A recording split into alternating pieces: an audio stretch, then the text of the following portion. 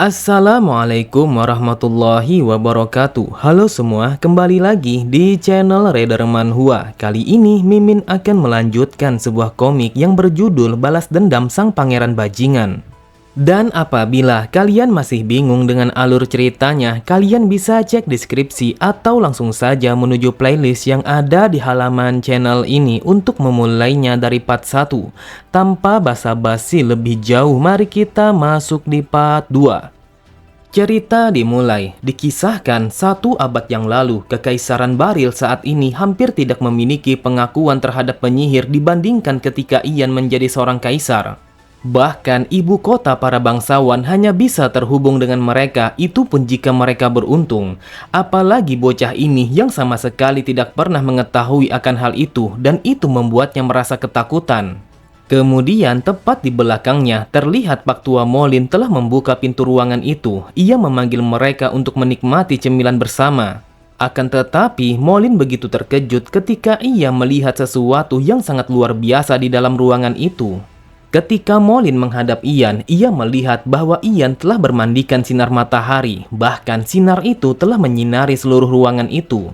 Meskipun hanya untuk sesaat, Molin bisa melihat bahwa Ian memiliki mata emas yang begitu membara.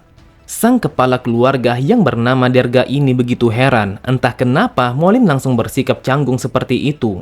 Namun ketika ia menghadap kepada Kel dan juga Ian, Derga pun bertanya-tanya kepada mereka berdua apa yang telah terjadi di dalam sana sampai-sampai ruangan itu sedikit berantakan. Terlihat bocah itu tidak bisa bangkit dari tempat duduknya karena ia begitu gugup. Bahkan tanpa Kel sadari, lantainya telah basah karena ia telah kencing di celana. Kemudian Ian berkata, "Sudah aku bilang kalau kakak harus berhati-hati dengan vas bunga itu karena itu sangatlah berbahaya. Tetapi kau tetap saja ingin bermain dengan vas itu. Jadi lebih baik cepatlah kau bangun dari lantai itu karena bisa saja kau akan membuat ayah menjadi malu di hadapan tamu-tamunya." Kel tidak bisa menjawabnya. Bahkan Kel sama sekali begitu takut untuk menyentuh tangan Ian ketika Ian yang mencoba membantunya untuk berdiri. Melihat sikap Kel, Derga pun bergumam, sungguh memalukan seorang putra dewasa yang sudah berusia 17 tahun melakukan sebuah kecerobohan di ruang pertemuan ini. Jika rumor ini telah menyebar, maka rasanya aku tidak akan sanggup untuk menunjukkan wajahku di hadapan para bangsawan. Lalu Derga pun memanggil seorang pelayan yang bernama Hana untuk membawa Ian secepat mungkin pergi menuju kamarnya. Dengan sangat cepat, Hana pun langsung membawa Ian untuk pergi ke kamarnya sesuai apa yang diperintahkan oleh sang kepala keluarga. Sambil berjalan mengikuti pelayan itu, Ian pun melemparkan lirikan matanya kepada Molin yang masih berada di dalam ruangan itu. Namun sama halnya dengan Molin, ia juga telah melemparkan pandangan matanya kepada Ian. Molin yakin kalau apa yang ia lihat dari tubuh Ian adalah kekuatan para penyihir. Kamar Ian adalah kamar terakhir yang berada di ujung koridor lantai 3. Saat pintu itu telah terbuka, bau yang menyengat tercium pada hidung mereka. Sangat jelas sekali bahwa ini bukanlah kamar tamu, melainkan sebuah kamar untuk para pelayan. Ian pun bergumam, ruangan ini sangatlah kecil, bahkan bisa dibilang kalau ini adalah gudang. Di sampingnya, Hana mencoba untuk berbisik kepada Ian. Ia berkata, "Wahai Tuan Ian, bagaimana dengan sepucuk surat yang Anda ingin kirimkan kepada ibu Anda?" Saat mendengar Ian yang bertanya surat apa yang dimaksud oleh pelayan itu, Hana pun kembali berkata, "Setiap hari Anda selalu menangis dan Anda selalu berharap setidaknya Anda bisa mengirim sebuah surat kepada ibu Anda karena Anda sama sekali tidak bisa keluar dari tempat ini." Mendengar itu, Ian berpikir, jadi pemilik tubuh ini telah dikurung di dalam kastil agar ia tidak dapat melarikan diri. Mungkinkah kalau bocah ini sudah mengetahui bahwa dia akan dijadikan sebagai sandera bagi suku barbarian? Lalu Ian berkata, "Mulai saat ini aku tidak akan menangis lagi. Jadi kau tidak usah khawatir dan bertanya lagi tentang surat-surat itu." Akan tetapi, Ian begitu heran ketika Hana yang meminta sebuah bayaran tentang semua tugas yang ia lakukan selama ini. Ian kembali bertanya bayaran apa yang ia maksud. Sambil menundukkan kepalanya, Hana berkata, "Wahai Tuan Muda, saya memiliki 5 orang saudara dan mereka hanya bisa hidup jika Anda membagikan beberapa makanan Anda kepada mereka." Bahkan jika itu hanyalah sekedar makan malam untuk di hari ini, jadi saya mohon kasihanilah mereka semua." Ian pun menanggapinya dengan santai, lalu Ian berkata, "Aku akan memberikannya, namun aku memiliki sebuah syarat. Ketika aku meminta sesuatu kepadamu, maka kau wajib membantuku." Mendengar perkataan Ian, Hana pun langsung tersenyum bahagia karena ia akan mendapatkan beberapa makanan yang akan ia bagikan kepada saudaranya. Lalu sebelum Hana pergi, ia pun mengucapkan rasa terima kasihnya kepada Ian sembari mengatakan kalau ia akan kembali saat waktu makan malam telah tiba. Setelah kepergian pelayan itu, Ian bergumam, situasinya telah menjadi rumit dan juga merepotkan. Yang aku tahu dengan menggunakan magic ruang dan waktu, biasanya akan regresi ke tempat yang sama di mana sihir itu dirapalkan. Akan tetapi, entah kenapa aku dikirim ke tempat dan juga waktu yang sangat jauh, bahkan ke dalam tubuh yang sangat berbeda. Inilah yang membuatku bertanya-tanya kenapa menjadi seperti ini. Dan untuk menemukan sebuah jawaban pasti, maka aku harus mendatangi Departemen Magic yang berada di Kekaisaran, sebuah tempat yang pernah diucapkan oleh Naum. Kemudian, di dalam ruangan itu, Ian mencoba menggunakan sebuah sihir yang terlihat bagaikan bola matahari. Lalu Ian berpikir bahwa tubuh yang ia gunakan adalah seseorang yang mampu menggunakan kekuatan magic. Aku tidak menyangka kalau aku telah mengendalikan sebuah tubuh yang mampu menggunakan magic, meskipun orang yang seperti ini sangatlah jarang. Terlebih lagi, nama orang ini sama seperti namaku pada kehidupanku yang sebelumnya. Apakah ini bisa dikatakan sebagai kebetulan saja? Apakah ada sesuatu yang tersembunyi sehingga membuatku harus berakhir di dalam tubuh ini? Kemudian Ian mendengar ketukan pintu dari seorang pelayan yang mengantarkan makan malamnya, yang tidak lain kalau pelayan itu adalah Hana. Setelah Ian membuka pintu kamarnya, makanan itu telah diletakkan di atas lantai. Ternyata yang tersisa hanyalah beberapa potong roti yang terlihat bagaikan batu. Melihat potongan roti itu, Ian berkata, pelayan itu benar-benar mengambil sebagian besar dari makanan ini sebagai bayarannya. Tetapi bukankah makanan ini terlalu sedikit bagi manusia? Sangat berbeda ketika aku makan di ruang perjamuan bersama orang-orang penting itu. Namun tiba-tiba saja Ian menyadari bahwa ada sesuatu yang kurang di dalam makanan yang ia makan di waktu itu. Ian pun bergumam, di ruang perjamuan itu memiliki makanan yang berlimpah dan juga mewah. Namun makanan rasanya begitu hampa karena mereka sama sekali tidak memiliki sesuatu yang disebut sebagai gula. Gula merupakan sebuah sayuran yang kaya akan nutrisi dan sering dimakan sebagai pengganti makanan. Bahkan bisa dibilang kalau gula merupakan makanan pokok bagi Kekaisaran Baril. Penemuan gula merupakan sebuah peristiwa yang sangat penting sehingga dapat dikatakan sebagai titik balik di dalam sejarah Kekaisaran. Dahulu kala, tanaman itu sering dianggap sebagai tanaman hama karena semua bagian dari tanaman itu terkecuali bijinya sangatlah beracun. Akan tetapi, begitu sebuah metode untuk mengubahnya menjadi tanaman yang bisa dimakan telah ditemukan, maka angka kematian karena kelaparan telah berkurang sebanyak 85%. Namun, metode untuk memasak gula hanya bisa ditemukan 50 tahun setelah era ini. Kalau aku mengumumkan tentang manfaat dari tanaman gula, mungkin aku akan bisa menghapus sebuah sejarah tentang wabah kelaparan yang menimpa Kekaisaran Baril. Cerita berpindah. Beberapa hari kemudian, terlihat Ian yang telah dipanggil oleh sang kepala keluarga.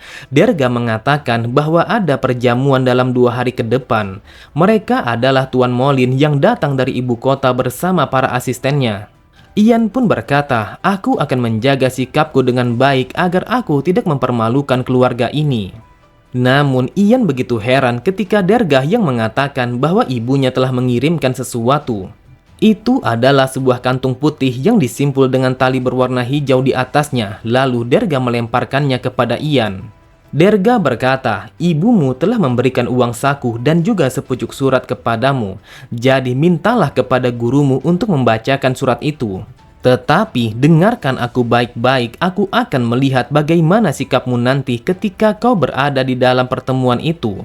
Jika kau bersikap baik, maka aku akan mengizinkanmu untuk bertemu ibumu sebelum kau pergi.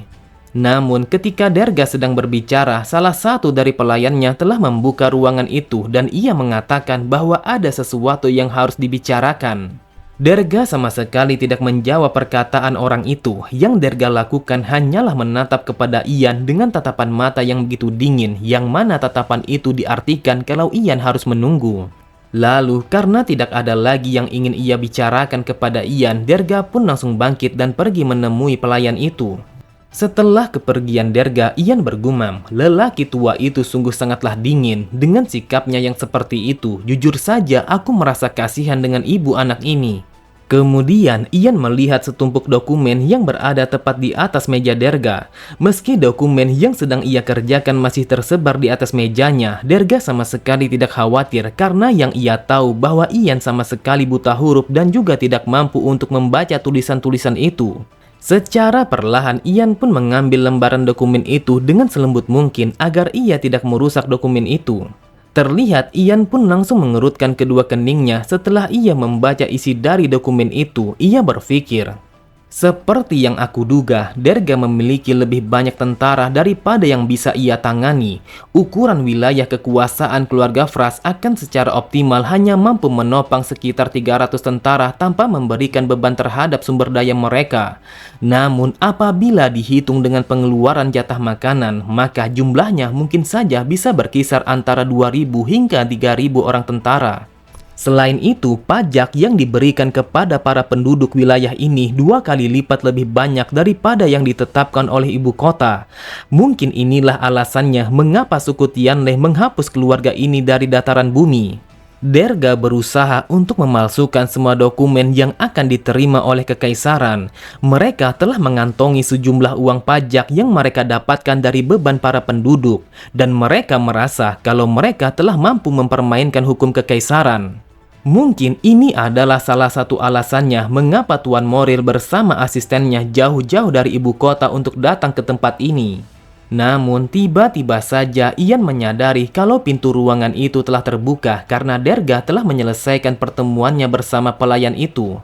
Ian yang berdiri tepat di hadapan meja itu secara naluriah menarik nafas panjangnya dan langsung melepaskan kekuatan magicnya untuk memadamkan semua lentera yang berada di dalam ruangan itu. Melihat ruangannya yang menjadi gelap gulita, Derga bertanya-tanya apa yang telah terjadi, mengapa ruangannya telah menjadi gelap seperti itu. Sang pelayan mengatakan mungkin saja lenteranya telah bermasalah, namun sebenarnya kami baru saja mengganti semua lentera itu. Akan tetapi ketika pelayan itu ingin mencari penerangan lainnya, tanpa disadari pelayan itu langsung tersungkur ke atas lantai sehingga semua dokumen yang ia bawa telah berhamburan di dalam kegelapan itu. Meskipun merasa kesal, Derga mencoba untuk bersikap santai karena ia tahu siapapun akan terjatuh apabila berjalan di dalam kegelapan. Kemudian di dalam kegelapan itu, Derga merasakan akan kehadiran seseorang yang berada tidak jauh dari meja kerjanya. Dengan sangat cepat, ia pun langsung menarik tirai jendelanya untuk menerangi tempat itu dan mencari tahu siapa yang ada di hadapannya. Di saat yang bersamaan, setelah ruangan itu telah menjadi terang, Ian pun langsung menghembuskan nafasnya secara perlahan dan melepaskan magic itu. Ketika itu, Derga begitu heran karena ia tidak menyangka bahwa Ian masih berdiri di tempat itu meskipun dalam keadaan yang begitu gelap. Lalu, Derga melemparkan pandangannya kepada meja kerjanya. Ia ingin memastikan apakah semua dokumen itu masih berada di tempat kerjanya. Derga begitu khawatir jika salah satu dari dokumen itu ada yang menghilang setelah padamnya lentera di dalam ruangan itu. Saat mendengar Derga yang bertanya mengapa Ian masih berdiri di dalam ruangan itu, Ian pun mengatakan bahwa ayahnya sama sekali belum memintanya untuk pergi. Kemudian Derga berkata, suku Chenryo telah meminta surat yang ditulis langsung oleh tanganmu sendiri. Para barbarian itu sangatlah merepotkan. Dia memintamu mengirim surat dari waktu ke waktu kepada mereka. Dan aku akan memberitahu gurumu apa saja yang akan ditulis. Jadi yang kau lakukan hanyalah menirukan tulisan itu saja. Lalu Derga pun meminta kepada Ian untuk pergi meninggalkan ruangannya karena ia ingin melanjutkan pekerjaannya kepada semua dokumen itu. Setelah meninggalkan ruangan Derga, Ian pun membuka lembaran kertas yang katanya kalau itu adalah sebuah surat yang dikirim langsung oleh ibunya. Ian berpikir apakah mungkin ibu dari tubuh ini telah menggunakan sebuah kertas dengan kualitas yang begitu tinggi meskipun anaknya buta huruf. Sambil berjalan, Ian pun membaca isi dari surat itu. "Ian, putra kecilku, bagaimana kabarmu? Apakah kau baik-baik saja? Ketahuilah bahwa ibumu bisa hidup dengan nyaman berkat dari keluarga Maghreb Derga. Mulai dari sekarang, bekerjalah untuk Tuanmu Dakel dan anggaplah kalau itu adalah perbuatan yang mulia sebagai sebuah simbol dari pertemanan kalian. Dan ibu memiliki sebuah permintaan ketika kau telah sampai pada Chenryo." Setelah membaca surat itu, Ian hanya tertawa sembari mengatakan, "Sepertinya rasa curigaku memanglah benar. Jadi lebih baik aku harus memeriksanya secara langsung." Pada malam harinya, Molin dan juga para asisten telah sampai pada kediaman Derga. Di saat itu, tepat 1 minggu sejak terakhir kali mereka bertemu. Mereka telah disambut dengan hangat oleh sang nyonya. Lalu, orang-orang yang dibawa oleh Molin adalah para asisten yang bernama Gor dan juga Mak. Beberapa saat kemudian, mereka semua telah berkumpul di dalam ruang perjamuan. Lalu, Molin mengatakan bahwa wajah Ian semakin memukau. Ian pun menanggapinya dengan santai. Ia berkata, "Mungkin kalau aku telah menantikan hari ini karena aku begitu penasaran dengan suasana ibu kota." Di sampingnya, Mac bertanya kepada Ian apa yang membuatnya menjadi begitu penasaran. Sebelum menjawabnya, Ian bergumam, "Aku harus mengujinya untuk mengetahui apakah orang-orang kekaisaran ini akan berguna ataukah tidak." Lalu Ian bertanya kepada Mac apa yang mereka makan di dalam ibu kota. Gor pun berkata, "Meskipun ibu kota memanglah megah, tetapi bukan berarti makanan yang ada di sana sangatlah melimpah. Mungkin orang-orang kaya bisa berfoya-foya, namun sebagian yang lainnya hanya bisa makan untuk bertahan hidup. Aku sangat berharap suatu hari nanti akan ada jenis makanan baru yang bisa ditemukan." Dengan nada yang begitu berwibawa, Ian berkata, "Apakah Anda pernah berpikir sesuatu yang kita anggap sebagai racun bisa saja menjadi sumber makanan yang sangat luar biasa? Tidak ada yang namanya baik ataupun buruk kalau bersangkutan dengan hasil bumi, dan kita harus bersyukur karena kita bisa membuat perut kita menjadi kenyang." Mendengar perkataan Ian, mereka semua langsung terdiam. Lalu mereka telah melemparkan pandangan mereka satu sama lain dengan pandangan yang penuh arti. Mereka begitu terkejut karena Ian begitu cerdas untuk seukuran seorang rakyat jelata. Lalu Mac berkata, "Dari ucapanmu kau terdengar seperti yang mulia sang pangeran dari kekaisaran." Ian pun kembali bertanya siapa pangeran yang ia maksud. Gor pun menjawabnya bahwa pangeran itu adalah pangeran kedua yang bernama Gil. Dia pernah bercerita tentang makanan jalanan ketika ia sedang berdiskusi bersama para bangsawan. Dan diskusi ini membuatku telah berpikir bahwa Tuan Muda Ian akan bisa berhubungan baik bersama sang pangeran. Seketika itu juga Ian teringat tentang cerita di masa lalu. Jika yang mereka maksud adalah Pangeran Gil II, maka orang itu adalah Gil Ferocian, seseorang yang memulai pemberontakan bersama orang-orang Departemen Magic, akan tetapi usahanya hanyalah kegagalan. Apakah artinya bahwa mereka adalah para pengikut dari pangeran kedua? Aku sama sekali tidak memiliki alasan untuk mendekati para pengkhianat ini. Akan tetapi selagi aku masih bisa, aku akan mencoba untuk memanfaatkan mereka semua. Kemudian Molin berkata kepada Derga, "Karena hari sudah malam, bolehkah aku meminta sesuatu kepadamu? Aku sangat ingin berjalan bersama Tuan Muda Ian sambil mendiskusikan beberapa percakapan, jadi bolehkah aku pergi bersamanya?" Tetapi Derga tidak bisa membiarkannya begitu saja. Ia pun meminta kepada Kel untuk ikut pergi bersama mereka. Sontak Molin hanya bisa menerimanya, meskipun sejujurnya kalau bocah gendut itu sama sekali tidak berguna di dalam pertemuan mereka. Terlihat Kel hanya bisa kebingungan. Ia sama sekali tidak mengerti mengapa ia harus ikut kepada para orang tua itu, sedangkan ia sama sekali tidak memahami tentang percakapan mereka sejak dari tadi. Beberapa saat kemudian, mereka pun telah berkeliling mengitari halaman kastil utama sambil berbincang tentang masalah politik yang tidak bisa dipahami oleh bocah gendut itu. Kel pun bertanya apakah mereka masih lama melakukan perbincangan itu sambil berjalan-jalan seperti ini. Sambil melirik kepada Molin yang mengisyaratkan akan sesuatu, ia berkata, "Jika kau merasa kelelahan, bagaimana jika kita beristirahat di tempat ini sebelum aku mengantarmu kembali ke dalam kastil?" Sama halnya dengan Gor, ia mengatakan akan beristirahat bersama mereka dan ia meminta kepada Mollin untuk melanjutkan perjalanan mereka. Ian pun hanya tertawa melihat Kel yang begitu kelelahan, lalu ia mengatakan akan menyerahkan kakaknya itu kepada mereka berdua.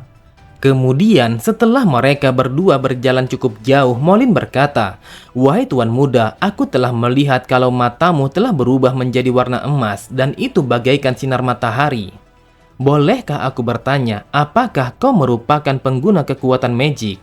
Mendengar pertanyaan itu, Ian langsung terdiam. Ia tidak langsung menjawabnya. Yang ia lakukan adalah berpikir jawaban apa yang pantas ia ucapkan kepada pak tua itu. Lalu sambil tersenyum Ian berkata, "Aku tidak tahu apa yang Anda bicarakan. Bukankah aku hanyalah seorang anak biasa yang sama seperti anak-anak pada umumnya?" Mollin berkata, "Yang mulia Pangeran Gil selalu mencari pengguna magic. Lagi pula seperti yang kita ketahui bahwa seorang pengguna magic sangatlah langka." Menanggapi perkataan Mollin, Ian pun berkata, "Apakah cuma itu yang ingin kau katakan di tempat ini? Aku rasa bukan hanya itu saja sampai-sampai kau datang ke tempat ini. Aku yakin selain menanyakan tentang apakah aku seorang magic ataukah bukan, pastinya kau memiliki pertanyaan yang kedua." Terlihat Mollin pun hanya bisa terdiam. Entah kenapa bocah yang ada di hadapannya itu telah mengetahui niat asli mereka untuk datang ke tempat itu meskipun sangat jauh dari kekaisaran yang berada di ibu kota. Kemudian dengan santainya Ian pun melanjutkan kata-katanya, "Aku yakin kalau kalian datang ke tempat ini pastinya karena penggelapan pajak itu. Ini sangatlah kebetulan dan aku sedang menginginkan sesuatu. Jadi, apakah kau ingin melakukan negosiasi kepadaku untuk pertukaran informasi penggelapan pajak itu?" Oke semua, cukup sampai di sini dulu pembahasan alur cerita kita. Sampai jumpa di video selanjutnya. Wassalamualaikum warahmatullahi wabarakatuh.